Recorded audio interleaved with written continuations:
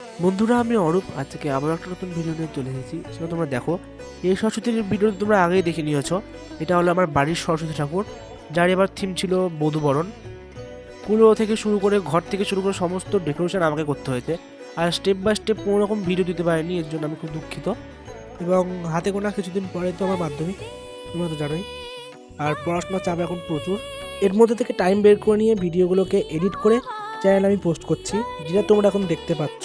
আর তোমাদের আমি একটা কথা বলি, যেটা হলো এবছর আমি কোনো রকম শিব ঠাকুর বানাবো না, কারণ মাধ্যমিক শেষ হচ্ছে 12 তারিখ, আর 15 তারিখ হলো শিব পুজো। মাঝখানে দুদিনে আমি কি করে শিব ঠাকুর বানাবো তোমরাই বলো। তো সেই কারণে এবছর আমি আর শিব ঠাকুর বানাচ্ছি না। সরস্বতীর মাথায় যেই সাদা রঙের মুকুটটা তোমরা দেখছো, ওই মুকুটটা কিন্তু আমারই বানানো, থার্মোকলের প্লেট দিয়ে তৈরি করেছি।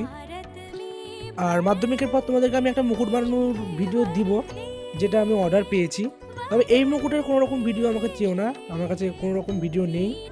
তাহলে বন্ধুরা, ভিডিওটা শেষের দিকে তোমরা লাইক করে দিও, কমেন্টে জানিও তোমাদের কেমন লাগলো। আরও এরকম ভিডিও দেখার জন্য আমার চ্যানেলটা সাবস্ক্রাইব করে দিও। আজকের মতো দেখা হচ্ছে, আজকের মতো টাটা।